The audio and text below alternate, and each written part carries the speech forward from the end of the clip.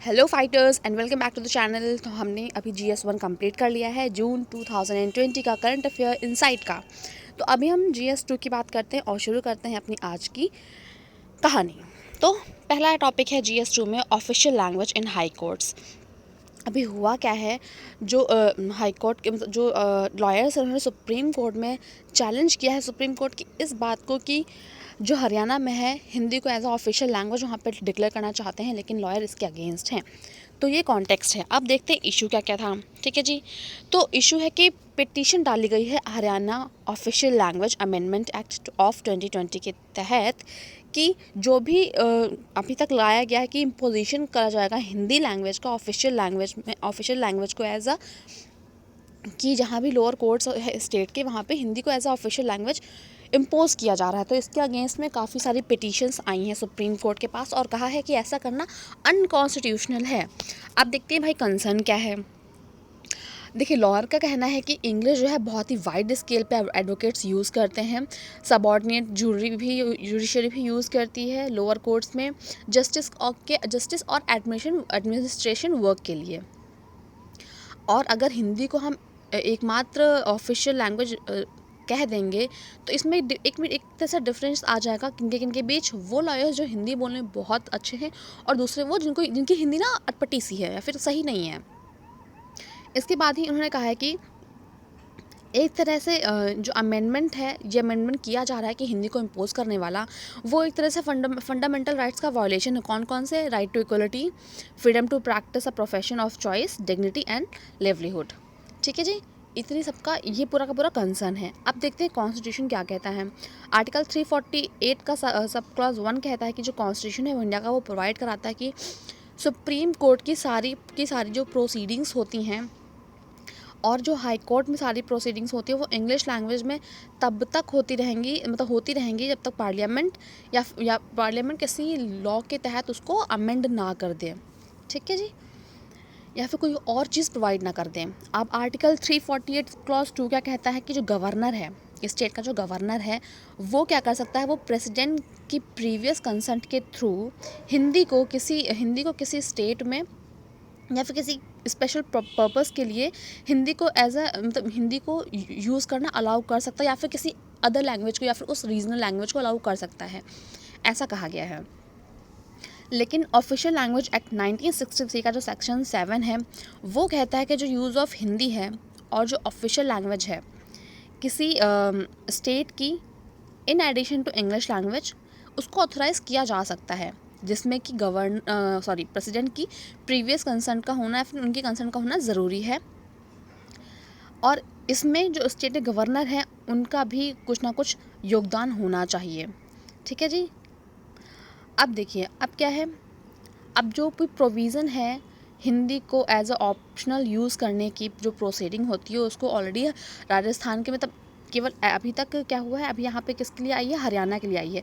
तो केवल हरियाणा इकलौता ऐसा स्टेट नहीं है जहाँ पे हिंदी को as a official language use करने की बात कही गई। इसके अलावा राजस्थान, उत्तर प्रदेश, मध्य प्रदेश और बिहार में इंग्लिश के अलावा हिंदी को भी as a additional official language use करी जाती है। तो नेक्स्ट टॉपिक है पिटीशन ऑन नेशंस नेम। ठीक है जी। पिटीशन डाली गई है नेशंस नेम के लिए।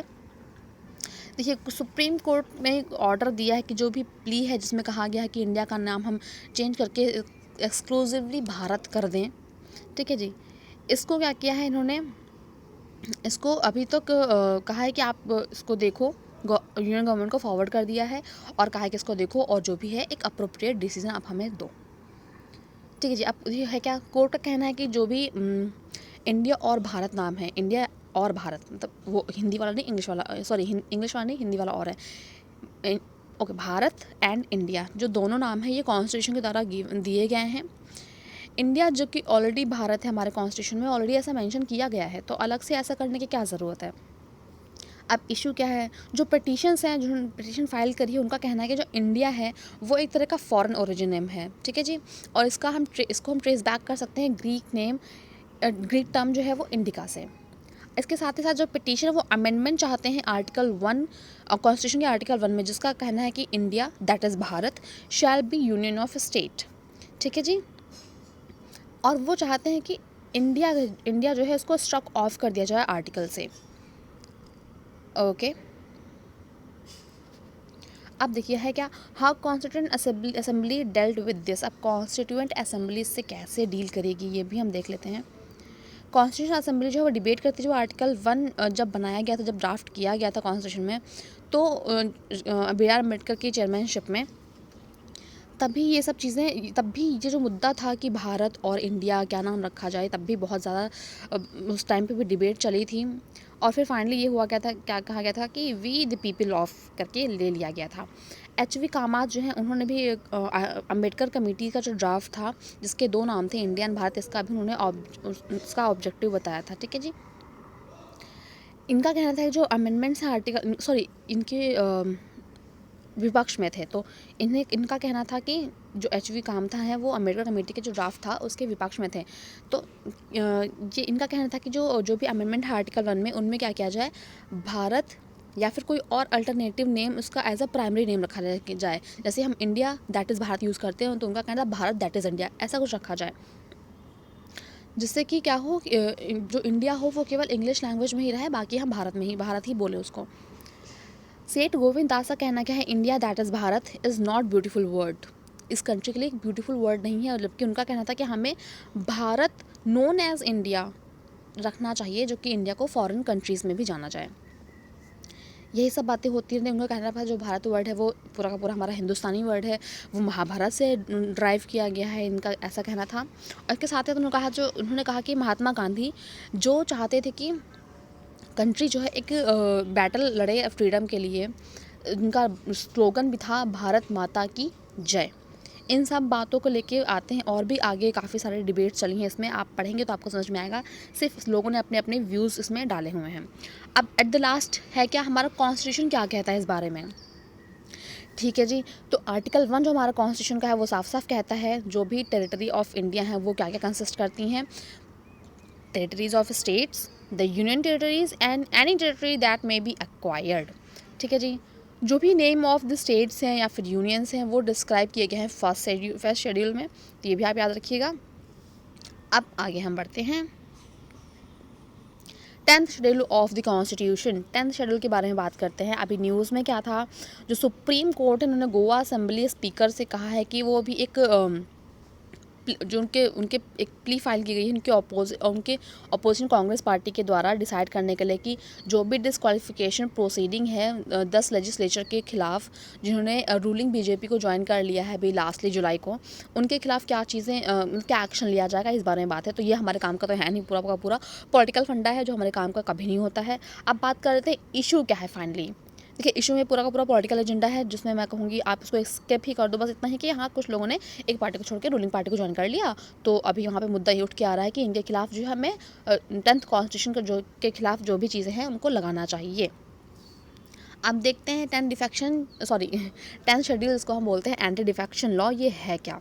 ठीक है, जो भी ये 10th शेड्यूल है उसको इंसर्ट किया गया था कॉन्स्टिट्यूशन में 1985 में by the amendment of 52nd amendment act. ठीक है जी। अब इसके कहा गया है कि ये इसका कहना है, मतलब इस अमेंडमेंट के तहत कहना है कि हाँ, इस प्रोसेस के तहत हम लेजिस्लेचर है वो डिसक्वालीफाई कर सकता है लेजिस्लेचर के प्रिसाइडिंग ऑफिसर को on the ground of defection. ठीक है जी। अब डिफेक्शन होता क्या है, डिफेक्शन होता ये है कि आप अभी प्रेजेंटली किसी पार्टी में हो और जब इलेक्शन हो रहे हैं तो मान लीजिए आपकी पार्टी ए है और उसी पार्टी आपकी जो विरोधी पार्टी है वो पार्टी बी है। दोनों में इलेक्शन हुए, पार्टी ए और पार्टी बी में इलेक्शन हुआ, तो सम हाउ पार्टी ए जो है वो हार गई, लेकिन पार्टी बी जो है वो जीत गई। तो पार्टी ए के कुछ मेंबर्स को पार्टी बी ने लालच दिया, या फिर पार्टी ए के मेंबर खुद ही विलिंग हैं उस पार्टी को ज्वाइन करने के लिए किसी भी कंडीशन में। किसी भी आगे कुछ एक्सेप्शन है उसके बारे में बात करेंगे, बट अभी एक जनरल चीज़ें आप समझ लीजिए। तो जो पार्टी ए के कुछ लीडर्स होते हैं अगर वो पार्टी बी में चले जाते हैं, तो पार्टी ए के जो लीडर्स जो पार्टी बी में जा रहे हैं उनके लिए हम एंटी डिफेक्शन लॉ जो है या फिर 10th शेड्यूल उनके लिए हम अप्लाई करते हैं। आई होप आपको ये 10th शेड्यूल या फिर एंटी डिफेक्शन लॉ क्लियर हो गया होगा कि होता क्या है। अब जो एंटी डिफेक्शन लॉ है ये बोथ मतलब पार्लियामेंट और स्टेट असेंबलीज दोनों में अप्लाई होता है। देखिए, डिस्क्वालिफिकेशन होता कब कब है। पहली बात तो कोई भी पॉलिटिकल पार्टी का जो मेंबर है वो अपनी वॉलंटरी अपनी इच्छा से, अपनी स्वेच्छा से वो पार्टी जो है वो छोड़ दे। इसके बाद जो भी वोट है या फिर जो भी वोट दिए जा रहे हैं लेजिस्लेचर को वो ना दें, ठीक है जी। जैसा कि मान लीजिए मेरी पार्टी है, मैंने अपनी पार्टी के एक मेंबर को कहा कि भैया देखो इनको वोट देनी है, अब वो डिनाई कर दे, वो मना कर दे, वो दे ही ना, तो इस केस में भी क्या हो सकता है कि उसको एंटी डिफेक्शन के तहत लाया जा सकता है। लेकिन जो मेंबर है, मतलब जिसको मैंने कहा है और जो मना कर रहा है, ठीक, जैसे मान लीजिए मैंने राम को बोला कि तुम्हें इनके फेवर में या फिर इनके अगेंस्ट में वोट देनी है, बट वो नहीं देना चाह रहा है, तो वो क्या कर सकता है कि वो पहले से ही एक परमिशन ले ले, ठीक है जी, जिसको उसको 15 दिन पहले लेना पड़ेगा, और इस केस में वो डिस्क्वालीफाई नहीं होगा। जैसे कि मान लीजिए मैंने उसको मेरे बोलने से 15 दिन पहले, या फिर उसको होता नहीं, कभी भी होता है कि आपको गट फीलिंग आ जाती है, जो भी हो आप एटमॉस्फेयर देख के गेस कर लेते हो कि हाँ ये मे भी हो सकता है, तो अगर वो 15 दिन पहले ऐसा कुछ ऐसा कुछ परमिशन ले लेते हैं, तो उस केस में ये डिस्क्वालिफिकेशन नहीं होगा। और थर्ड पॉइंट क्या है, अगर कोई एक इंडिपेंडेंट कैंडिडेट जो है वो ज्वाइन करता है पॉलिटिकल पार्टी को आफ्टर इलेक्शन, ये पॉइंट याद रखिएगा, इलेक्शन के बाद अगर कोई भी इंडिपेंडेंट मेंबर है या फिर इंडिपेंडेंट कैंडिडेट है वो आके ज्वाइन करता है पार्टी को, तो भी वो डिस्क्वालीफाई नहीं होगा। And the last point is, अगर पार्टी को नॉमिनेट किया गया है ज्वाइन करने के लिए और 6 महीने बाद वो उस लेजिस्लेचर का मेंबर बन जाता है, तब भी वो डिस्क्वालीफाई नहीं होगा। ये 4 पॉइंट्स हैं, आपको याद रखने हैं। अब एक्सेप्शंस क्या क्या हैं वो भी देख लेते हैं। देखिए, एक्सेप्शन में ये है कि अगर एक पार्टी के 2/3 मेंबर जो हैं, 2/3 लेजिस्लेचर हैं, वो जाना चाह रहे हैं किसी और पार्टी में, मर्ज होना चाह रहे हैं किसी और पार्टी में, तो उनमें से कोई भी पर्सन डिस्क्वालीफाई नहीं होगा, ठीक है जी। अब नेक्स्ट क्या है, decision of the presiding officer is subject to judicial review. अब कहा गया है कि जो भी आपका प्रिसाइडिंग ऑफिसर है वो जो भी डिसीजंस लेता है, क्या वो जुडिशियल रिव्यू के अंदर आते हैं या नहीं आते हैं। इनिशियली फेज़ में क्या हुआ था, ये कहा गया था जो भी प्रिसाइडिंग ऑफिसर के डिसीजंस है वो सब्जेक्ट टू जुडिशियल रिव्यू नहीं है, उन्होंने साफ साफ ऐसा बोल दिया था। लेकिन 1992 में सुप्रीम कोर्ट ने इस बात को खारिज कर दिया और बोला कि प्रिसाइडिंग ऑफिसर के जो भी डिसीजंस होंगे उनको रिव्यू किया जाएगा, ठीक है जी। ओके, अब नेक्स्ट क्या, एडवांटेज क्या है एंटी डिफेक्शन लॉ के। देखिए, पहली बात तो होती क्या है, स्टेबिलिटी बनी रहती है एक अलायंस में, पार्टी अलायंस में, और जो भी मेंबर होते हैं, जो भी कैंडिडेट्स होते हैं, वो लॉयल होते हैं अपनी पार्टी के लिए, डिसिप्लिन को प्रमोट करता है इस तरह से। और साथ ही साथ जो भी फैसिलिटीज़ हैं, मतलब मर्जर वाली पॉलिटिकल पार्टीज़ की, उनको विदाउट एनी अट्रैक्शन, मतलब जो भी उनको किसी तरह का लालच वालच ना दे के इस तरह से भी हम उनको मर्ज कराया जा सकता है। और एक तरह से कोशिश करते कि हम करप्शन को भी पॉलिटिकल लेवल पे कम कर सकें। अब अगर कोई ऐसा करता है कि जो कोई डिफेक्ट्स हो, मतलब एंटी डिफेक्शन रूल्स के लॉज को तोड़ता है, तो हम उसके खिलाफ एक प्यूनिटिव एक्शन भी ले सकते हैं। अब रिकमेंडेशंस क्या क्या हैं इसके तहत, कि जो भी एंटी डिफेक्शन लॉ में जो भी चैलेंजेस आ रहे हैं उनमें उनको हम कैसे ओवरकम कर सकते हैं, ठीक है जी। तो पहला है, दिनेश गोस्वामी कमेटी ने इलेक्टोरल रिफॉर्म के बारे में कहा था कुछ, ठीक है। इनका कहना था कि जो डिस्क्वालिफिकेशन है वो लिमिटेड होना चाहिए कुछ केसेस में। और केसेस क्या क्या थे, अगर कोई मेंबर वॉलंटरी गिव अप करता है अपनी पॉलिटिकल पार्टी की मेंबरशिप को, कोई मेंबर मना करता है वोटिंग करने से, ठीक है जी, और या फिर अगर पार्टी व्हिप जारी करती है तो भी वोट करने से मना करता है, या फिर motion of vote of confidence करता है, या फिर मोशन ऑफ नो कॉन्फिडेंस, इन सब चीज़ों में अगर वो मना करता है, भाई देखो तब भी कर देना चाहिए। और या फिर पॉलिटिकल पार्टी को ऐसा ओनली व्हिप तब इशू करनी चाहिए जब गवर्नमेंट जो है वो डेंजर में हो। अब सेकेंड है लॉ कमीशन, जिसकी 170th रिपोर्ट थी, उनका क्या कहना है अभी हम देख लेते हैं।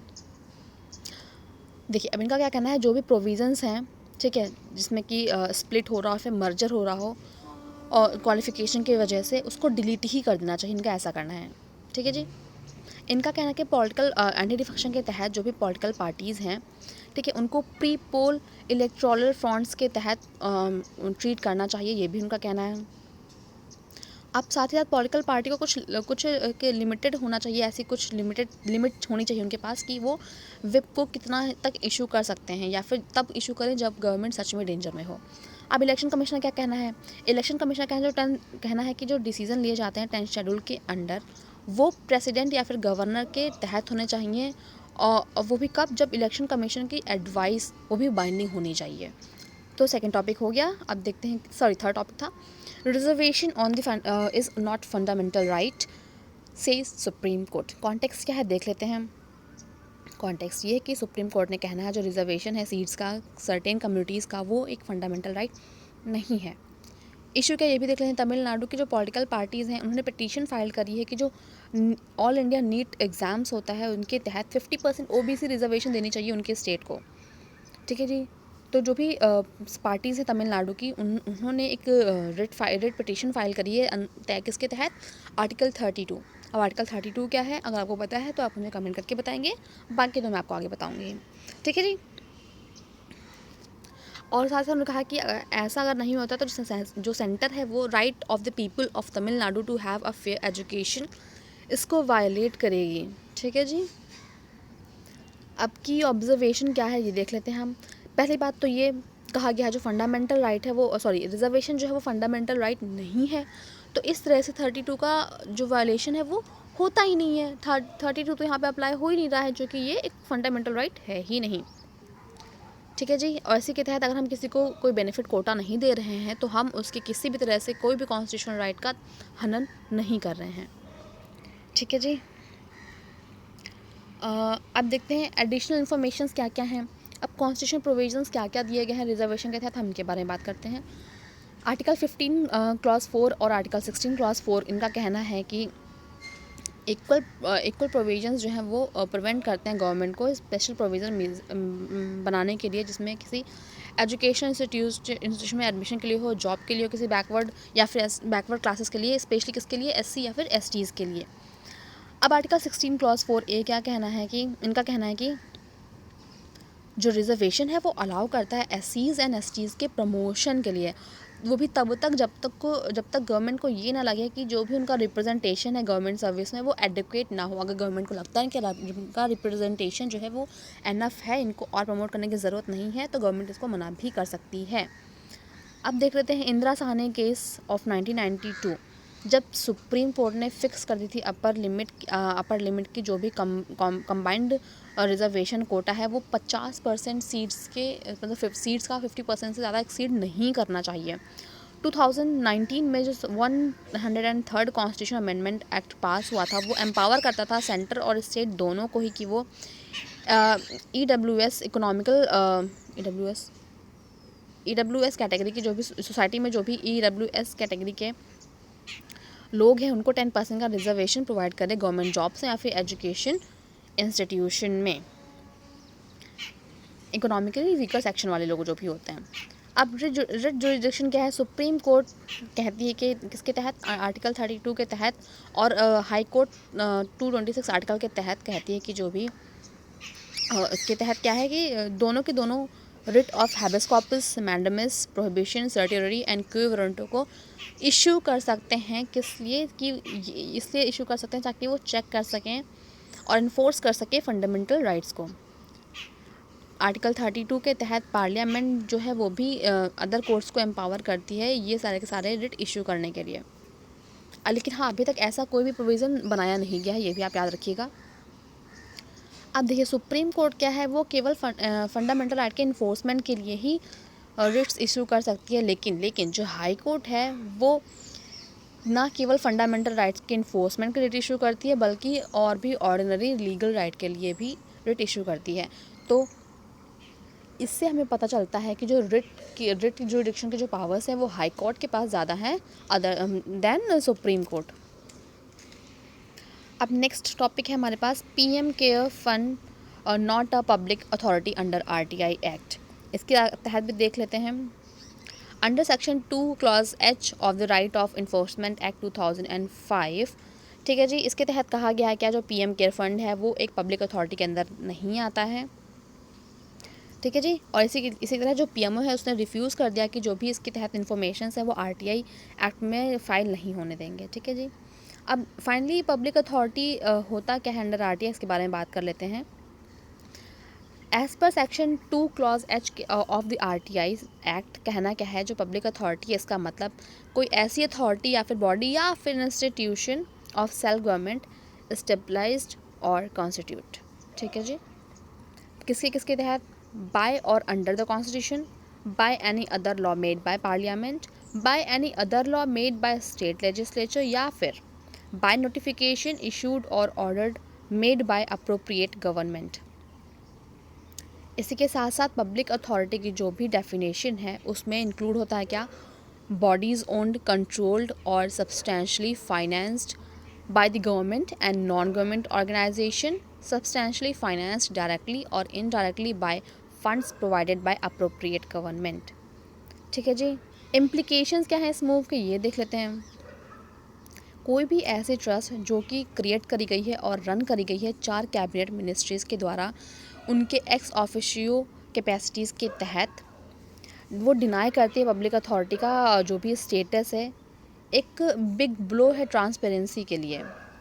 और ऐसा कहीं भी मेंशन नहीं किया गया है डेमोक्रेटिक वैल्यूज़ में। और इसके तहत है जो भी नाम है, जो भी ट्रस्ट का कंपोजिशन है, कंट्रोल है, यूसेज ऑफ एम्बलम है, ठीक है जी।